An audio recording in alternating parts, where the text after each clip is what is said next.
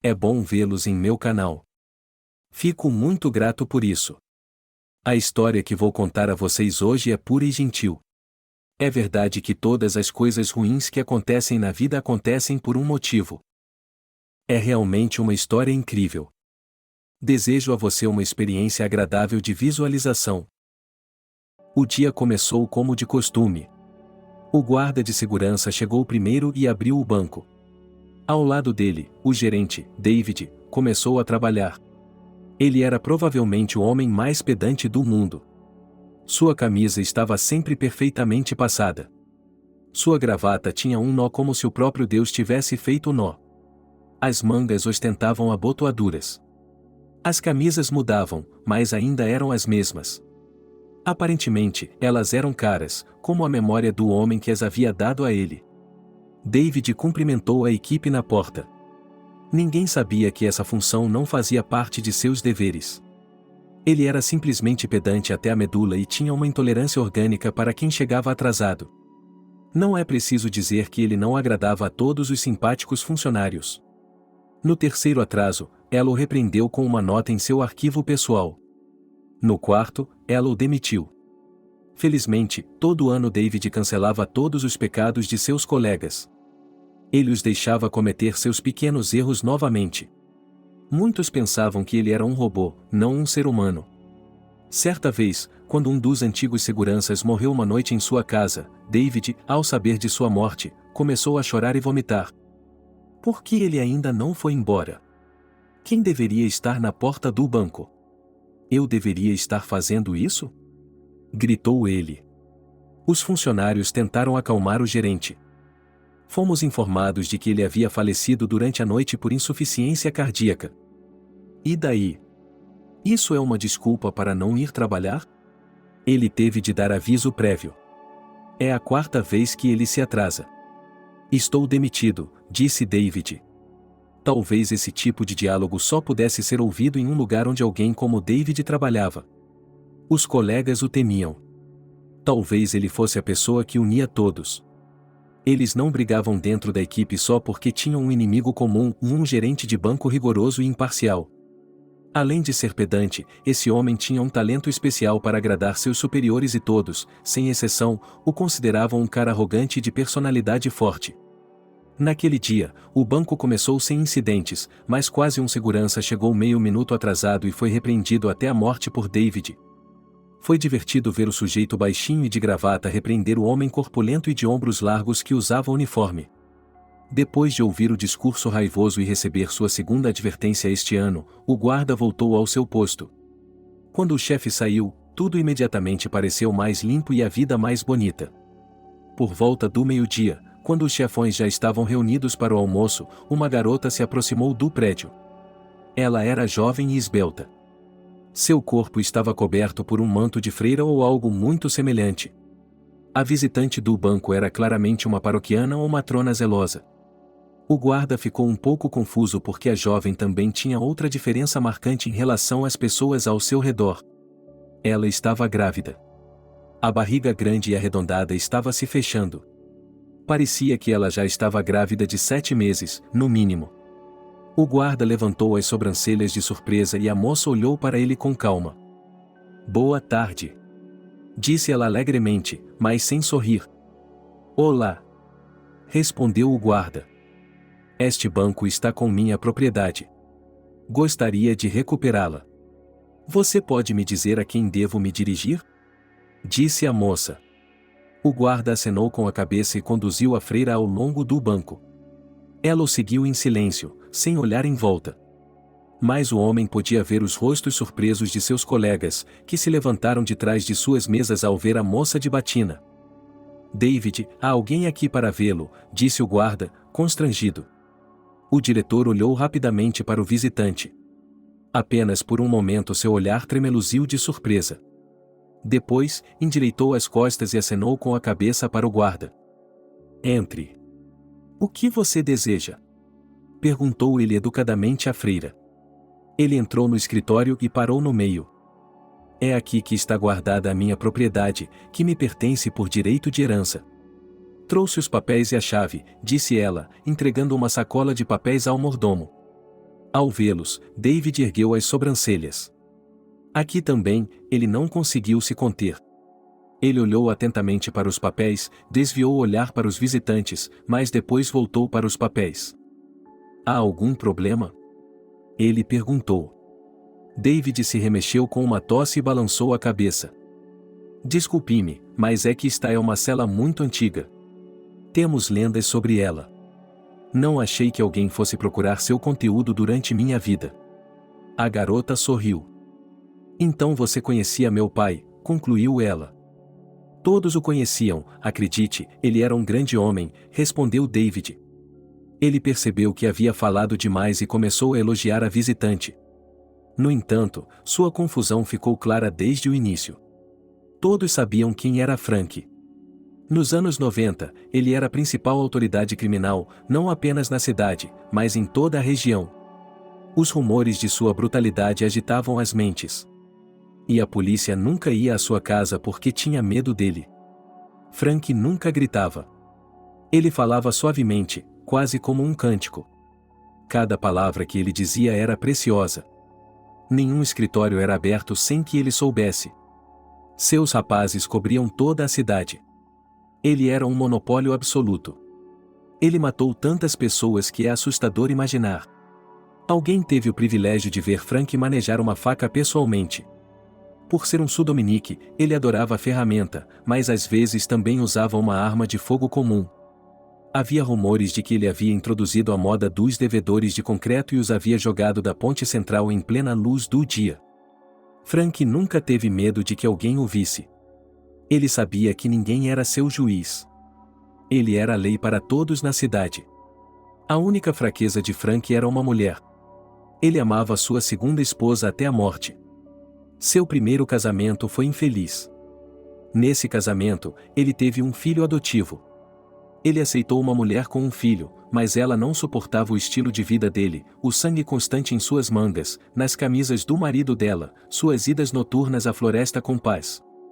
Ela o deixou, mas o enteado se aproximou de Frank. Tom adorava seu pai adotivo e queria ser como ele em todos os aspectos. O segundo casamento de Frank não foi nada parecido com isso. Quando ele conheceu uma bela pianista, foi diferente. Naquela época, os assassinatos pararam. Frank começou a perdoar os devedores, mantendo-os vivos. Todos começaram a dizer que o mentor do crime havia enlouquecido. Aqueles que ousavam dizer isso em voz alta enfrentavam punição iminente.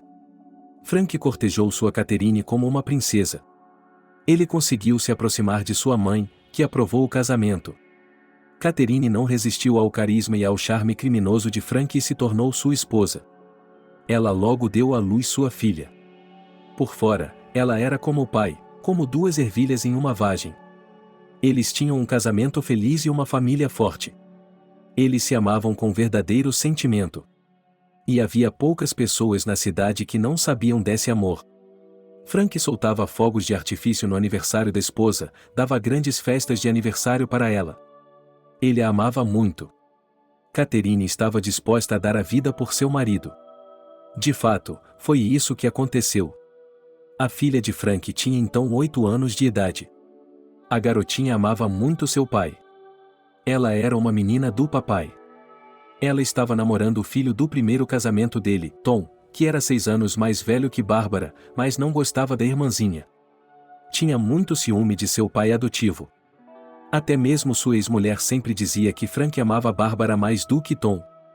O próprio Frank dizia que amava as crianças igualmente e não se importava com o fato de Tom não ser dele. Isso aconteceu durante a festa de aniversário de Bárbara. O banquete de seu 8º aniversário foi realizado na casa de campo de Frank. Ele convidou metade da cidade, como era tradicional. Havia música ao vivo. Já era noite.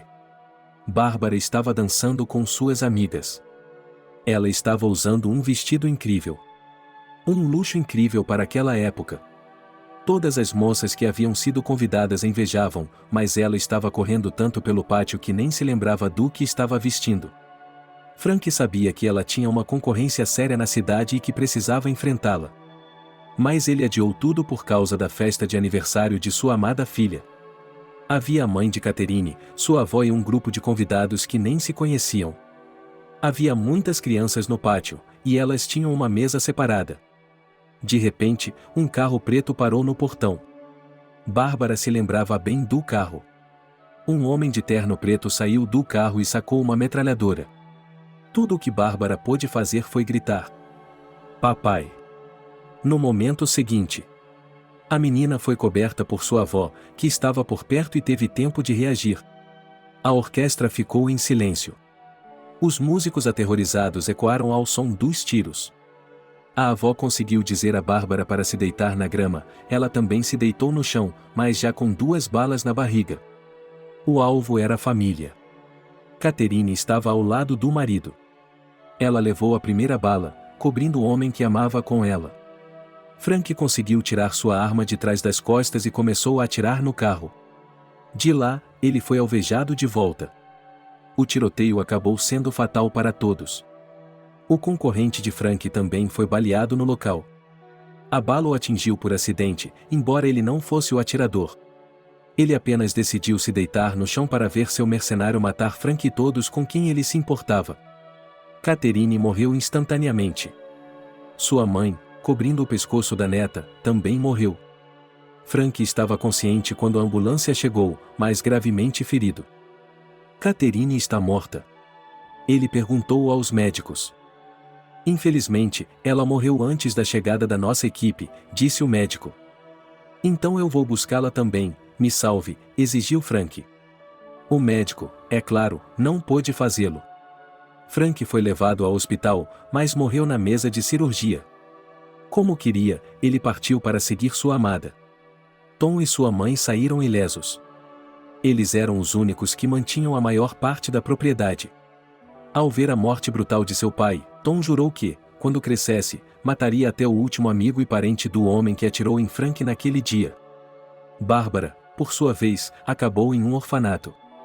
Não havia mais ninguém para acolhê-la. Mas o pior foi que a menina recebeu o maior trauma psicológico e naquele dia, toda a sua família desapareceu diante de seus olhos. Havia rumores de que o que a ex-mulher de Tom herdou foi apenas uma pequena parte, e muito mais foi dado à sua filha Bárbara.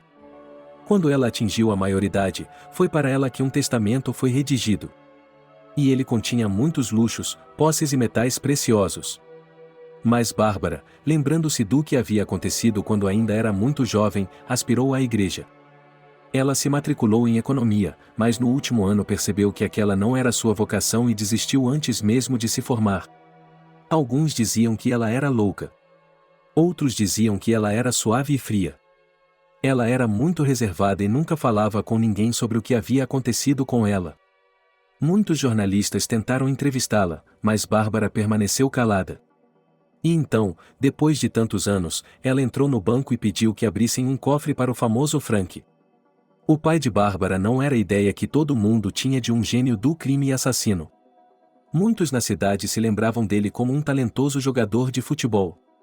Outros o conheciam como um homem que ajudava asilos. A principal casa de repouso da cidade foi construída com seus fundos. Até hoje, ela ainda é considerada a melhor da região. Frank gostava muito de sua avó, que o criou sozinha. E, em memória dela, ele construiu um lar para idosos solteiros. Aqui, isto é seu, insultou David, e entregou a Bárbara uma caixa cheia de ouro e joias preciosas. Não havia um pingo de ganância em seu olhar. Obrigada, disse ela docilmente. É perigoso dirigir pela cidade com isso. Gostaria que eu pedisse ao nosso guarda para acompanhá-la até sua casa?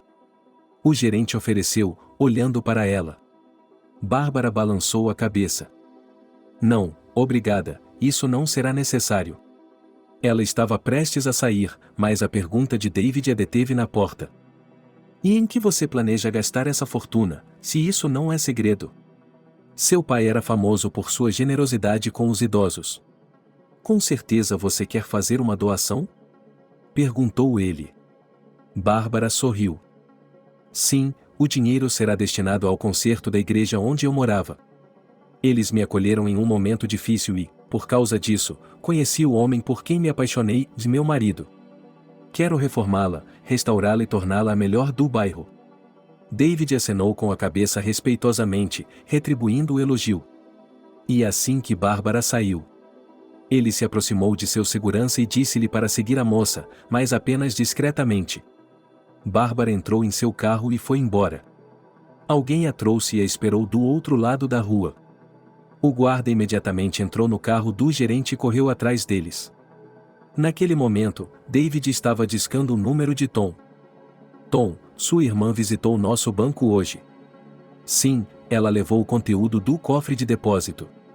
Não se preocupe, meu homem a seguirá. Ofereci-me para acompanhá-la, mas ela recusou. Terei o endereço dela em breve, disse David. Sim, ela disse que estaria reformando uma igreja. Você estava certo. É evidente que a moça é louca. Tanto dinheiro para desperdiçar em um pedaço de lixo, respondeu Tom. Bárbara não teve tempo de chegar em casa, no vilarejo, quando seu carro foi ultrapassado por um carro preto. Quando um homem desconhecido de terno saiu do carro, os olhos de Bárbara se encheram com aquelas lembranças aterrorizantes de sua infância.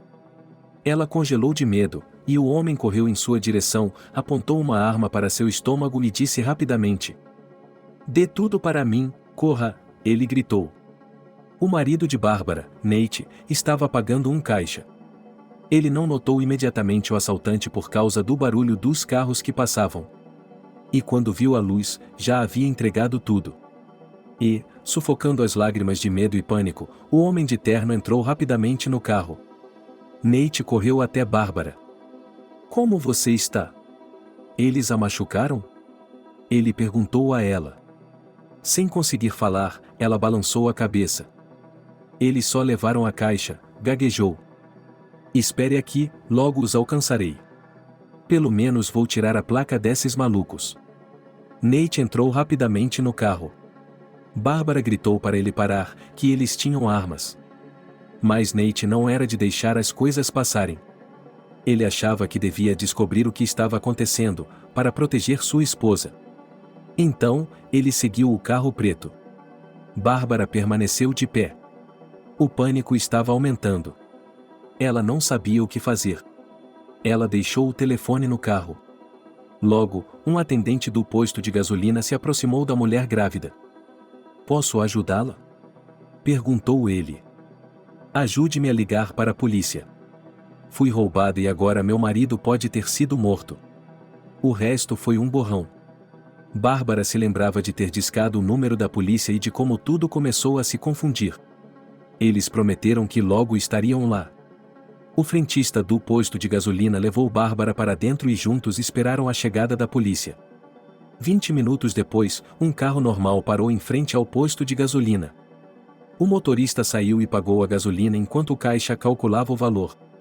Ela começou a falar sobre um terrível acidente que havia acontecido não muito longe dali. "O que aconteceu lá?" a mulher perguntou. "Um cara se acidentou até a morte. Não sobrou muita coisa do carro. Meu companheiro ligou e disse que houve um tiroteio." "Ele foi baleado ou morreu na colisão?" Ao ouvir a conversa, Bárbara desmaiou. Houve uma comoção. O caixa do posto de gasolina chamou uma ambulância. Mas primeiro chegou a polícia. Eles confirmaram que o marido de Bárbara havia morrido no acidente e, em seguida, suas águas estouraram e ela entrou em trabalho de parto. Aquele dia foi aterrorizante e não é lembrado. 14 dias depois, Bárbara estava deitada em um quarto de hospital com os bebês. Parecia que o pior já havia passado. Bárbara era simplesmente incapaz de dar à luz naquele estado de espírito. Considerando que ela tinha uma gravidez múltipla, para piorar a situação, os primeiros médicos a levaram às pressas para uma cesariana. Eles nem sequer tiveram tempo de preencher a papelada. A mulher precisava ser salva. Ela desmaiava de vez em quando, às vezes pelo choque, às vezes pela dor, e não parava de chorar.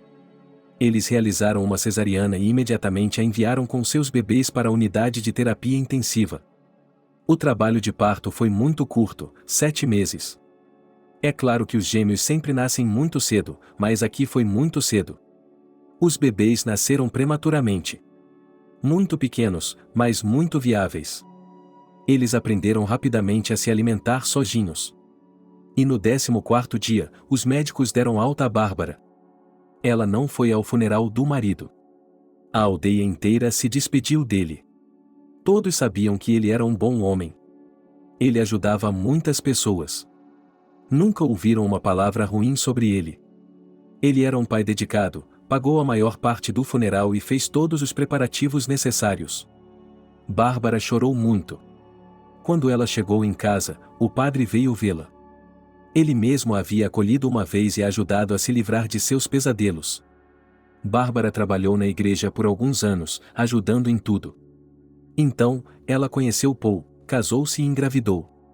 Ela continuou indo à igreja e continuou sendo paga. Mas o padre a mandou para casa após o 4º mês para proteger os bebês. Gravidez dupla, carga de trabalho dupla. Você, Bárbara, sofreu muito, mas também perdeu seu marido. Mas Deus lhe deu 2 filhos. Como Paulo, o padre atendeu a confissão de sua viúva na igreja. Pessoas bondosas ajudaram com as crianças, deram a Bárbara muitas coisas para bebês. Seus filhos pequenos não precisavam de nada.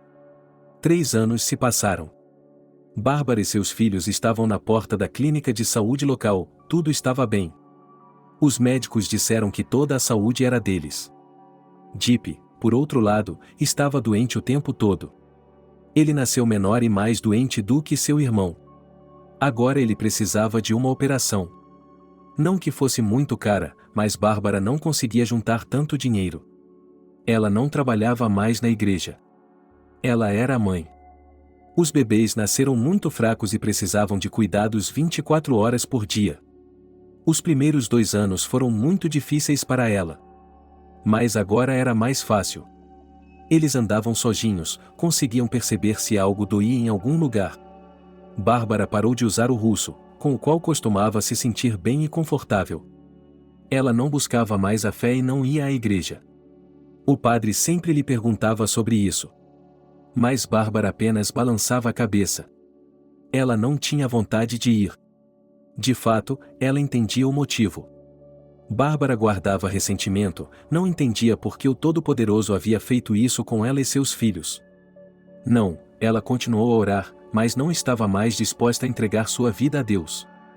Bárbara estava acostumada a usar vestidos e saias longas. Esse hábito ainda estava com ela, mas ela não cobria mais a cabeça. Agora todos podiam ver sua grossa e longa trança de cabelos escuros. Ela era uma beleza, sem necessidade de maquiagem natural. Muitos homens do campo a notavam. Até mesmo os casados. Bárbara, embora tivesse tirado o luto pelo marido, ainda não conseguia se imaginar com outra pessoa. Agora, um procedimento muito desagradável a aguardava. Ela tinha que ir ver um homem que não via há anos. Ela sabia que Tom a detestava desde que ela era criança, achava que ela era louca. Eles não se comunicavam. Bárbara não tinha nem mesmo o número de telefone dele durante todos esses anos. Mas ela se lembrava de onde morava. Ainda era a mesma casa onde ela havia nascido e crescido, e em cujo pátio uma vez, há muito tempo, seu aniversário havia sido comemorado. Bárbara deixou as crianças com a avó da vizinha. Ela ficou feliz em cuidar delas, ajudando a jovem viúva. Bárbara chegou ao vilarejo às 4 horas. Teria sido mais rápido de carro, mas agora ela precisava de dinheiro para a operação. E ela estava economizando para tudo. Quando chegou à grande casa da fazenda, Bárbara ficou chocada. Ela viu a mesma cerca de ferro onde tudo havia acontecido. Imagens do passado começaram a surgir em sua mente e a passar diante de seus olhos. Mesmo que mais de 20 anos tenham se passado. A ideia de que a parede precisava de cirurgia fez parar de entrar em pânico. Depois de respirar fundo algumas vezes, ela atravessou a porta. Ela tocou a campainha e logo Tom apareceu na porta. Ele a reconheceu. Isso ficou evidente em seus olhos. Achei que não veria você novamente. Olá, Tom. Disse Bárbara. Você me deixará entrar? Precisamos conversar. Eles entraram na casa dele. Bárbara notou que não havia mudado muita coisa lá dentro. Tom era conservador. Ele valorizava a memória de seu pai. Foi exatamente isso que os uniu. Bárbara contou ao meio-irmão sobre a doença do filho. Ele começou a questioná-la gentilmente sobre a família, e Bárbara lhe contou o que havia acontecido 3 anos atrás. Ela viu dor em seus olhos, como se ele estivesse preocupado com ela, e isso foi a primeira vez. Em algum lugar no fundo de sua mente, havia um vislumbre de esperança de que eles pudessem consertar o relacionamento. Sinto muito, mas não tenho dinheiro, disse ela a ele. Estamos em recessão e mal consigo pagar as contas, mas vou ajudá-lo de qualquer forma. Tom tirou $100 do bolso e os deu a Bárbara. Ela ficou envergonhada, mas aceitou o dinheiro. Obrigada, eu entendo, disse ela. Ligue para mim se precisar de alguma coisa. Terei prazer em conversar. Você pode visitar seus sobrinhos. Tom assentiu brevemente com a cabeça. Estava claro que ele não tinha intenção de ajudar seus parentes. Bárbara se levantou e estava indo em direção à porta quando Tom a chamou. Sabe, ainda posso fazer algo por você, disse ele. Se você concordar em me vender suas ações na empresa, o dinheiro que eu lhe pagaria seria suficiente para fazer a transação. Bárbara suspirou. Ela não se lembrava dessa participação acionária. Ela só soube quando leu o testamento de seu pai que havia recebido ações da empresa. Ela tinha 18 anos de idade. Era o aniversário da morte de seus pais. O advogado de Frank foi visitá-la e lhe entregou uma pilha de títulos, uma conta bancária e as chaves do cofre que acabou arruinando seu marido, continuou ela. Bárbara sabia que era dinheiro de sangue. Ela estava indo à igreja para defender os pecados de seu pai, não para lucrar com a riqueza dele, pensou Bárbara. Mas quando se falou que a igreja poderia fechar por causa de seu status de emergência e precisava de fundos para reparos, ela decidiu vender as ações. Não preciso de nada, disse Bárbara. Se quiser comprar as ações, eu as venderei para você. Mas você disse que os tempos estão difíceis e que não há dinheiro. Os outros acionistas vão me ajudar, respondeu Tom. Eles têm perguntado sobre isso. Vamos dar um jeito. Bárbara deu seu consentimento e trouxe a papelada. Ela não havia estudado o assunto, mas era muito boa em finanças. Fazia isso na igreja há algum tempo, ajudando sua mãe com as contas. Ela sempre dizia que Bárbara teria sido uma excelente economista. Quando ela foi à casa de Tom, entregou-lhe os papéis e ele já havia preparado um contrato de transferência de ações. Você prometeu comprar minhas ações, não foi? Perguntou ela. É claro, respondeu Tom. Aqui está o dinheiro. Ele é seu. É exatamente o que você pediu para o negócio. Bárbara folheou os papéis e descobriu que as ações valiam 10 vezes mais do que aquela quantia. Os tempos estão difíceis agora, disse Tom. Eu lhe disse que não poderia dar mais por elas. Se você não as quiser, pode ficar com elas. Bárbara balançou a cabeça rapidamente. Não os quero de graça. Obrigada, senhor. O senhor me ajudou. Ela sorriu sinceramente, agradeceu a ele, pegou o dinheiro e saiu da casa. Ela dificilmente poderia ter emprestado aquela quantia, mas precisava das ações da empresa de seu pai. Tom havia conseguido mantê-la funcionando e até abriu uma subsidiária em uma cidade vizinha. Bárbara decidiu que havia feito a coisa certa, mesmo que tivesse sido forçada a isso. Mas mesmo essas ações eram desnecessárias. Depois do que aconteceu com Paul, ela tinha medo até mesmo de tocar na herança de seu pai. Logo uma operação foi marcada para seu filho. Sua mãe concordou em ficar com o segundo filho, e Bárbara pegou o Jeep e foi com ele para o hospital da cidade. Os exames estão bons, o cirurgião a tranquilizou. Faremos tudo amanhã. Para toda mãe, a operação de seu filho é assustadora. Ela estava muito nervosa e chorou a maior parte da noite. Quando saiu para o corredor, encontrou um homem. Ele era alto, loiro e bonito. Desculpe-me, desculpou-se Bárbara timidamente. Há algo errado? Perguntou ele. Não, nada. Estou bem, respondeu Bárbara. É só que vou operar o bebê amanhã e estou preocupada. O homem suspirou. Eles operaram minha filha hoje. Você vai fazer a mesma operação, não é? Eu ouvi a conversa com o ideólogo. À noite, Bárbara foi abordada por um médico. Enquanto todos os outros médicos diziam que tudo ficaria bem e que a operação levaria apenas meia hora, esse médico começou a intimidar Bárbara, dizendo-lhe que colocava as pessoas em um coma artificial, que era quase como a morte. Ele começou a perguntar gentilmente sobre sua família, e Bárbara lhe contou o que havia acontecido 3 anos atrás. Ela viu dor nos olhos dele, como se ele estivesse preocupado com ela. Em algum lugar no fundo de sua mente, havia um lampejo de esperança de que eles pudessem consertar o relacionamento. Sinto muito, mas não tenho dinheiro, ele lhe disse. Estamos em recessão e eu mal consigo pagar as contas, mas vou ajudá-lo de qualquer forma. Tom tirou uma nota de $5.000 do bolso e a estendeu para Bárbara. Ela ficou envergonhada, mas aceitou o dinheiro. Obrigada, eu entendo, disse ela. Ligue para mim se precisar de alguma coisa. Terei prazer em falar com você. Você pode visitar seus sobrinhos. Tom assentiu brevemente com a cabeça. Estava claro que ele não tinha intenção de ajudar seus parentes. Bárbara se levantou e estava indo em direção à porta quando Tom a chamou. Sabe, eu ainda posso fazer algo por você, disse ele. Se você concordar em me vender sua participação na empresa, o dinheiro que eu lhe pagaria seria suficiente para operar. Bárbara suspirou. Ela nem mesmo se lembrava da participação. Ela só soube na leitura do testamento de seu pai que havia recebido ações da empresa. Ela tinha 18 anos de idade. Era mais um aniversário da morte de seus pais. O advogado de Frank veio vê-la e lhe entregou uma pilha de títulos, uma conta bancária e as chaves do cofre que acabou arruinando seu marido, continuou a narrativa. Bárbara sabia que era dinheiro de sangue. Ela foi à igreja para defender os pecados do pai e não para tirar proveito da riqueza dele, pensou Bárbara. Mas quando se falou que a igreja poderia fechar por causa de seu status de emergência e precisava de fundos para reparos, ela decidiu vender as ações. Não preciso de nada, disse Bárbara. Se quiser comprar as ações, eu as venderei para você.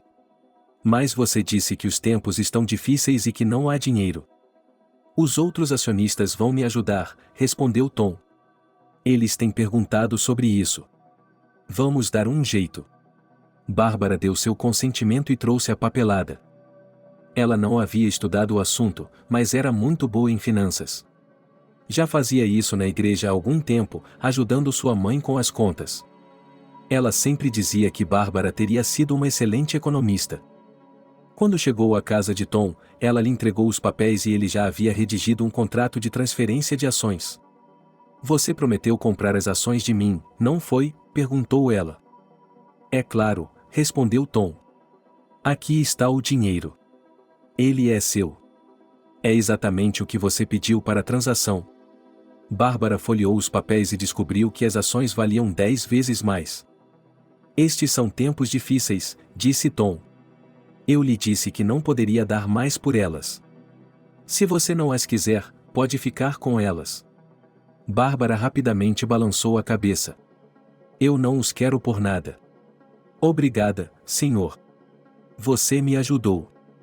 Ela sorriu sinceramente, agradeceu a ele, pegou o dinheiro e saiu da casa. Ela dificilmente poderia ter emprestado aquela quantia, mas precisava das ações da empresa de seu pai. Tom conseguiu mantê-la funcionando e até abriu uma filial em uma cidade vizinha. Bárbara decidiu que havia feito a coisa certa, mesmo que tivesse sido forçada a isso. Mas mesmo essas ações eram desnecessárias. Depois do que aconteceu com Paul, ela tinha medo até mesmo de tocar na herança de seu pai. Logo uma operação foi marcada para seu filho. Sua mãe concordou em ficar com seu segundo filho, e Bárbara pegou o Jeep e foi com ele para o hospital da cidade. Os exames estão bons, o cirurgião a tranquilizou. Faremos tudo amanhã. Para toda mãe, a operação de seu filho é assustadora.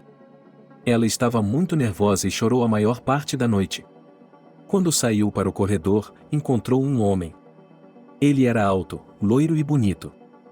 Desculpe-me, desculpou-se Bárbara timidamente. Há algo errado? Perguntou ele. Não, nada. Estou bem, respondeu Bárbara. É só que vou operar o bebê amanhã e estou preocupada. O homem suspirou. Eles operaram minha filha hoje. Você vai fazer a mesma operação, não é? Eu ouvi a conversa. À noite, um médico se aproximou de Bárbara. Enquanto todos os outros médicos diziam que tudo ficaria bem e que a operação levaria apenas meia hora, esse médico começou a intimidar Bárbara, dizendo-lhe que colocava as pessoas em coma induzido, o que era quase como a morte. Ele lhe disse que não havia nada de bom para anestesia e sugeriu que ela comprasse uma droga excelente, mais fácil de ser tolerada por crianças. Bárbara esvaziou o que restava de sua bolsa e, a partir de então, não conseguia parar de se preocupar, lembrando-se daquela conversa. Ela suspirou. Você sabe que não há outras drogas? Eles estão desviando dinheiro para você. É só isso que eles são. Intimidando os pais de propósito. E você não pagou? Ela perguntou. Paguei, mas a enfermeira me contou depois. Mas é terrível. Por que eles fazem isso? Não consigo me acalmar agora, suspirou o homem. A cantina não fecha à noite. Vamos tomar um chá. Ele estendeu uma caixa de saquinhos de chá e sorriu. Bárbara assentiu com a cabeça. Ela deu uma olhada no quarto para se certificar de que Deep estava dormindo profundamente e seguiu o estranho. A sala de jantar era silenciosa, estéril e vazia. Sempre havia alguém andando por ali durante o dia e uma atmosfera especial à noite. Meu nome é Dominique, o homem se apresentou a Bárbara.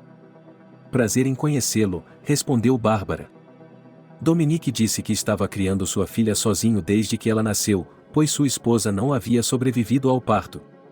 Ela tinha muitas doenças e sofreu de pneumonia durante a gravidez. A filha quase não sobreviveu. Dominique trabalhava em uma ambulância, mas somente no turno do dia. Sua família ficou em algum lugar incrivelmente distante e não havia ninguém para ajudar com o bebê. No entanto, eles ajudaram a arrecadar dinheiro para o tratamento de sua filha. A operação é muito simples, um pouco mais complicada do que uma apendicite. Há um cirurgião maravilhoso aqui, eu o conheço. Ele lecionou em nossa escola de ensino médio quando eu era estudante. Ele chegou a ser atraído para a capital, mas não foi embora. Não há nada a temer. E sobre a contadora, é claro que ela está exagerando, mas deixe que Deus seja o juiz disso, Dominique a tranquilizou. Bárbara só conseguiu dormir por 3 horas. Então Deep acordou e, algumas horas depois, o médico chegou. A operação era a coisa que ela mais temia. Abrir mão de seu filho era muito difícil. Mas Bárbara fez isso com um sorriso para não assustar o bebê. Na verdade, ele ainda estava chorando. Assim que o levaram embora, Dominique se aproximou dela. Controle-se. As crianças podem sentir o humor de suas mães. Eu era o único que podia se dar ao luxo de chorar. E você não pode, disse ele com firmeza. Bárbara, que estava prestes a chorar, parou de repente. Você realmente chorou? Não. Nesse meio tempo, fiz a barba e fui tomar banho. Quando voltei, minha filhinha já estava dormindo na cama. Ela ficou dormindo por mais 1 hora quando acordou. Foi muito engraçado. Ela não saía da anestesia. É engraçado, você olha para ela e parece que não tem ninguém em casa, riu Bárbara. Dominique não saiu do lado dela nem por 1 minuto durante a operação. Quando Deep foi trazido e informado de que tudo havia corrido bem, ele sorriu alegremente. Obrigado, disse ela. Eu teria chorado muito se não fosse pelo seu apoio, disse Bárbara. As mães solteiras precisam se apoiar mutuamente, piscou Dominique. Eles mantiveram contato durante todo o tempo até receberem alta. Isso aconteceu no mesmo dia. Mas Dominique e Bárbara trocaram números de telefone. Descobriu-se que eles não moravam tão longe um do outro. Dominique morava em um município local, a apenas 50 quilômetros da vila onde Bárbara havia se estabelecido. Eles começaram a ligar um para o outro e a se comunicar. 1 mês depois, Dominique ligou para Bárbara e disse: Vamos morar juntos. É bom ligar para você, mas eu gostaria de vê-la todos os dias, e isso seria mais fácil para você. Minha Ana precisa da mãe dela. Seus filhos vão ter um pai. Aposto que vai ser um menino. Bárbara riu. Dominique tinha ido vê-la algumas vezes depois do hospital, e eles se sentiam atraídos um pelo outro. Ambos eram pais solteiros. Ambos acreditavam que isso era o que se chamava de destino. Bárbara foi se confessar com o padre, confessando que estava com raiva de Deus por ter tirado seu marido dela. O padre abençoou Bárbara por seu segundo casamento e desejou-lhe felicidade. Dominique e Bárbara decidiram se mudar para a cidade. Nos 6 meses seguintes, eles passaram os próximos 6 meses comprando e vendendo. Bárbara vendeu sua casa de campo e Dominique vendeu a dele. Eles fizeram uma hipoteca porque precisavam de um apartamento grande. 3 filhos, um quarto a caminho, e eles encontraram uma casa elegante no subúrbio. Bárbara ficou feliz pelo fato de a casa ser longe o suficiente de onde seu pai morava. Eles se mudaram e se estabeleceram. Bárbara cuidou das crianças. E Dominique foi trabalhar como médico de emergência, como já havia feito antes. A filha de Dominique, Ana, ficou muito acostumada com a madrasta. Ela chamava a mãe, e, se seus irmãos adotivos se comportassem mal, ela os repreendia, defendendo Bárbara. O relacionamento com Dominique estava se fortalecendo cada vez mais.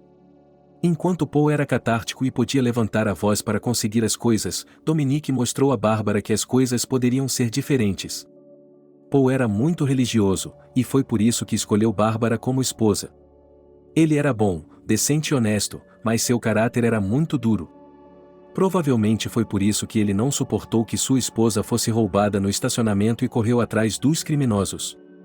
Quando Paul decidiu jejuar, ele certamente jogou fora toda a comida e fez Bárbara jejuar também. Isso era importante para ele, e Bárbara não discutia muito, mas concordava. Dominique, por outro lado, era diferente. Se Bárbara não quisesse fazer algo, ele poderia tentar convencê-la, mas nunca insistia. As decisões eram deixadas a cargo dele e, pela primeira vez na vida, Bárbara sentiu isso por ela. Mesmo no orfanato, quando criança, ela não havia recebido tanto amor, atenção e cuidado como Dominique havia lhe dado. Apesar de seu trabalho bastante árduo, ele era muito gentil e sorridente. Ela raramente ficava com raiva nessas ocasiões. Sua raiva era mais como se ele estivesse chateado. Dominique e Bárbara eram oficialmente casados. Quando ela se casou pela primeira vez, não mudou seu sobrenome. Seu pai e sua mãe estavam orgulhosos dela. Bárbara era jovem e queria manter uma parte de sua família em seu nome. Ela deliberadamente não adotou o sobrenome do marido. No início, Paul disse que isso era errado, mas depois cedeu e disse que não se importava. Ele não vinha de uma grande família nobre, mas era apenas um serralheiro comum. Dominique também não insistiu em mudar seu sobrenome, mas a própria Bárbara decidiu adotar seu sobrenome bonito e infantil. Um dia, Dominique chegou em casa do trabalho em silêncio. Bárbara costumava abraçá-lo e beijá-lo na face não barbeada, ficando na ponta dos pés. Quando ela o fazia, sua grande trança russa mal chegava aos joelhos. "O que há de errado?" perguntou Bárbara. "Um tiroteio no centro da cidade. Os anos 90 acabaram e é impossível que os gangsters atirem uns nos outros. De onde eles estão vindo? Uma criança foi baleada hoje. A garotinha me abalou. Ela poderia ter sido minha filha. Ela também é filha de alguém", diz Dominique, olhando assustado para sua esposa. "Ela está viva?" "Sim, eu fiz tudo o que pude. Eles a levaram embora. Levaram-na imediatamente para a sala de cirurgia. Tiraram a bala, ela está estável. Os médicos dizem que ela sobreviverá. O corpo de uma criança é forte." Depois corri para um dos atiradores. Ele também havia sido baleado, mas com mais gravidade. Ele estava morrendo em meus braços. Eu praticamente fiz a confissão dele, contou Dominique, olhando para a eternidade em algum lugar. Ele começou a me dizer que a culpa pela morte de um homem era dele. Eu lhe disse que ele não era um assassino, apenas estava se metendo com as pessoas erradas. Um homem morreu por causa dele também, ele morreu em um acidente. Seus pneus foram furados e ele bateu em um poste. Eles roubaram alguma coisa.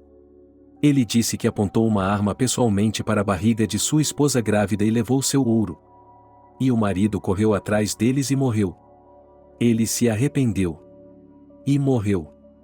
Não havia nada que eu pudesse fazer, concluiu Dominique. Bárbara ficou sem graça. Ela deu o jantar ao marido, colocou coisas na máquina de lavar, fez sanduíches doces para as crianças, mas não disse uma palavra desde aquele momento. Dominique se aproximou dela mais tarde, quando as crianças já estavam dormindo no quarto, assistindo a desenhos animados. Eu a assustei com minha história. Sinto muito. Não tenha medo, ele lhe disse. Tiroteios são raros hoje em dia. Há 2 homens sob custódia, 2 mortos, uma garota ferida, mas tudo vai ficar bem. Venha cá. Ele colocou o braço em volta dela. Bárbara suspirou e olhou nos olhos do marido. Eu nunca lhe contei sobre meus pais. Espero que me perdoe por ter mantido isso em segredo. Dominique franziu a testa. Você disse que era órfã e não se lembra muito bem de seus pais? Sim. Eu tinha 8 anos de idade quando meu pai e minha mãe foram baleados no pátio. Estou vivo porque minha avó me cobriu com ela mesma. Os olhos de Dominique se arregalaram e ele deu um passo para trás.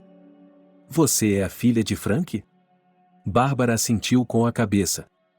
Desculpe-me por ter escondido isso, mas não tenho muito do que me gabar. Meu pai era um bandido e um assassino. Mas o pior é que eu ainda o amava, e amava. E então, e mesmo agora, eu entendo o que ele fez. Dominique abraçou Bárbara com tanta força que ela mal conseguia respirar. Todos conheciam seu pai. Nunca pensei que você fosse parente dele. Eu não fazia ideia.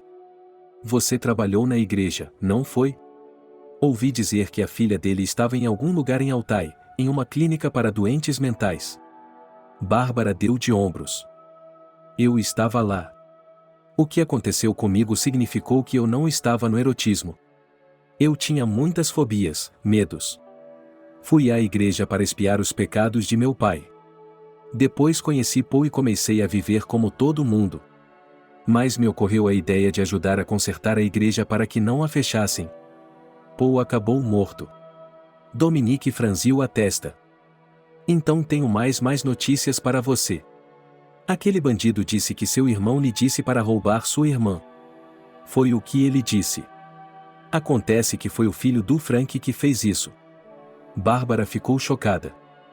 Tom, como ele pôde? Ela nunca pensou que ele pudesse ter ordenado o assassinato dela, porque ela também poderia ter sido assassinada. Bárbara ficou acordada a noite toda. Dominique estava caindo no sono quando ela se deitou ao lado dele e ficou olhando para o teto quando acordou.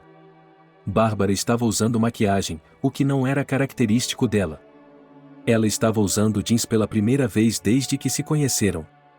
Cabelos longos, corpo esguio, jaqueta leve, camiseta regata, uma grande cruz no peito. Ela parecia a heroína de um filme. Para onde estamos indo? Vamos para a empresa do meu pai. Vendi as ações, mas o prédio da empresa é meu. Tom me pediu para vendê-lo, mas eu estava preparando meu filho para uma cirurgia na época. Foi um pouco antes de nos conhecermos. Acho que devo fazer uma visita ao escritório para ver o que está acontecendo. Bárbara, ela tinha tudo planejado, e seus estudos em economia não tinham sido em vão. Ela certamente tinha talento nessa área.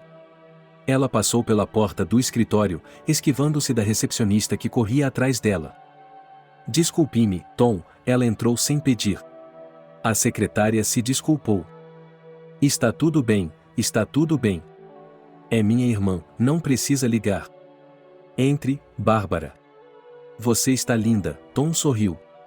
O secretário quase virou a cabeça enquanto olhava para Bárbara. Mencionar quem tinha sido o falecido senhor do crime sempre o deixava febrilmente curioso. Ela era sua própria filha, sua única filha de sangue. Mas toda a sede de sangue, ao que parecia, estava indo para seu filho que ainda não havia nascido. Gostaria de falar sobre meu retorno à empresa, ele declarou. Tom ficou tenso. Tom ficou tenso. Por que você faria isso? Quero me envolver nos negócios de meu pai. Eu lhe darei este prédio e você me dará apenas 5% das ações. É um acordo justo. Mais justo do que o acordo que você fez comigo. Aquele que você assinou em troca da vida do meu filho. Tom percebeu que não veio com boas intenções. Você quer se vingar? Deixe-me pagar a você. Vamos lá. Vamos lá. Vamos lá. Somos da família. Que dinheiro! Eu só quero fazer o que meu pai fez, ganhar algo como os outros acionistas. Posso encontrar outro escritório, disse Tom. Pode. Mas por quê? Este é o prédio exato onde nosso pai fundou sua empresa. É uma lembrança dele. Passei por tragédias ao longo dos anos, mas agora quero estar ao lado dele. Não tenho direito algum à cadeira de diretor. Não quero mais do que 5%. Só quero ajudar. É claro que Tom não acreditou em Bárbara. Mas ele não podia aceitar as condições dela e se mudar para outro prédio. Tom valorizava tudo relacionado à memória de seu pai. Bárbara entrou para a gerência da empresa. Dominique não gostou do envolvimento dela em tudo isso. Ele temia que sua esposa acabasse como seus pais. Mas nada assustava. Ele ficou obcecado por vingança. Deixem-no em paz. Deixe que Deus o julgue. Dominique perguntou. Ele já havia entrado na empresa. Tenho acesso a seus documentos. Em breve, ligarei para seu diretor financeiro e verei os documentos reais. Então, eu o colocarei na pista de dança. Dominique nunca viu Bárbara como uma mulher de negócios, mas ela era. Ela começou a se vestir de maneira elegante e a ganhar muito dinheiro. 6 meses se passaram. O diretor financeiro foi demitido em desgraça. Bárbara encontrou uma pilha de documentos que provavam que ele estava roubando o dinheiro da empresa. E ele não precisou ser incriminado. Bastou uma boa busca em sua mesa e encontrar os papéis certos. Ele os mostrou a Tom. E no dia seguinte, a CFO havia desaparecido de repente. E o que aconteceria com ela quando Tom percebesse que ela não estava aqui para fazer negócios? Bárbara assumiu o cargo de CFO. Em 6 meses, ela ganhou a confiança de seu irmão. Eles se tornaram parceiros de negócios. Tom viu nela as características de seu adorado pai e se aproximou dela. Bárbara se tornou um daqueles objetos sagrados para ele. Ele percebeu que Bárbara era seu sangue. Ele começou a consultá-la, a confiar nela. Além disso, ela era muito boa com finanças. Logo Tom revelou tudo a ela. Ela viu os documentos reais e quase desmaiou. O negócio de Tom era baseado em sangue, ameaças e subornos. A empresa não fazia nada de útil, mas ajudava seu irmão a ficar rico e dava emprego a outras pessoas igualmente inescrupulosas. A própria Bárbara não esperava tamanha perfídia. Era como se o espírito de seu pai tivesse despertado nela. Ela mentiu para Tom, olhando-o diretamente nos olhos. E se o pai a visse, pensaria que ela estava possuída pelo próprio demônio. Ela havia reunido um enorme arquivo de sujeira sobre Tom. Mas antes de usá-lo, ela visitou o túmulo de seus pais.